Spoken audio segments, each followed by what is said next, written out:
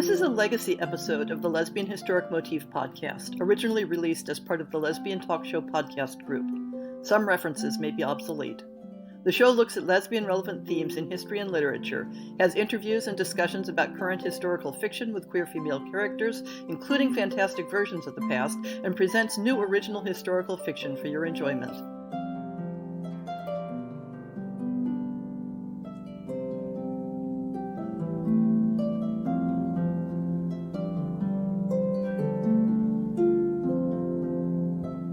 Last week, we had Caren Werlinger on the show to talk about her own historic writing. In this segment, she's here to talk about historically based works that she particularly enjoyed. So, Caren, why don't you tell us about some other historic novels with lesbian characters that you have really loved or that were influential on you? Well, I already mentioned Patience and Sarah as being very strongly influential. It was the early 1980s when I discovered lesbian fiction. And one of the other books that stood out in my memory, well, it stood out for me at the time, not just in my memory, as being a book that was so well written and not necessarily happy, but well written. And that was The Price of Salt by Claire Morgan. Now, we know now that was Patricia Highsmith writing under a pseudonym, but at the time, the version that I had was still written under her pseudonym of Claire Morgan. And even though it was historical for me then, and it would be historical for us reading it now, it wasn't historical for her at the time she wrote it. It was semi-autobiographical, as I understand it.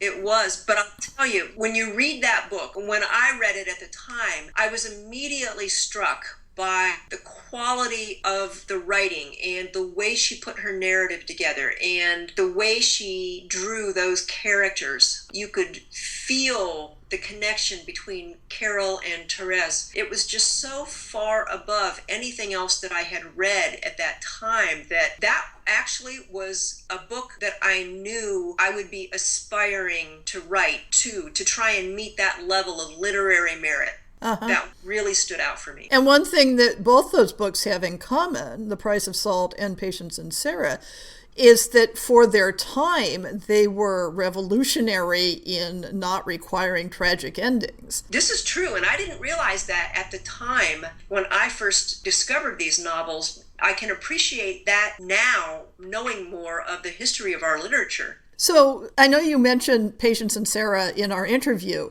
but why don't you talk a little bit more about how that book inspired you and what it meant to you? One of the things that really stood out for me was what I thought was a very realistic depiction of the family dynamics, trying to rip the two women apart, trying to rip Patience and Sarah apart from each other. And they did, in fact, have to be separated for a while, but when they came back together and they made the decision to leave and to be together, there was no sugarcoating of the hardships that they were going to face. They knew that they were going to be facing more prejudice, more hostility from people, just the physical difficulties of journeying further into what was frontier back then in the early 1800s. And I can't remember the specific year, if it was ever actually mentioned when that book is set, but I know it was when, trying to get west of what is current day Rochester was probably total wilderness. And it was just, I thought, a very realistic depiction of the difficulties of two women who were determined in their love for each other. And that determination and that stubborn insistence on holding on to each other, I thought was just something that really reached out to me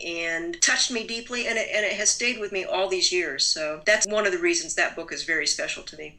Well, thank you for sharing your classic favorites with us. I've really enjoyed hearing what you have to say about them.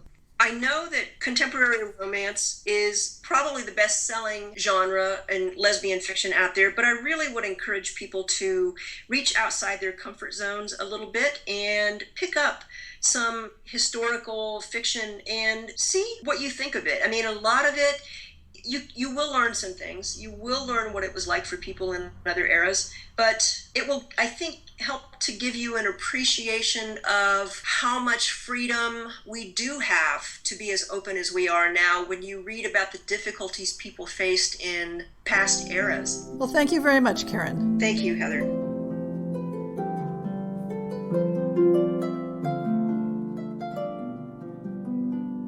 I hope you've enjoyed this episode of the Lesbian Historic Motif Podcast. See the show notes for links to people and topics. Most shows will have a transcript linked as well. If you have a book announcement, a topic suggestion, or might like to appear on the show, please drop me an email. If you enjoyed this podcast, please rate it and subscribe on your favorite podcast app, and consider supporting our Patreon.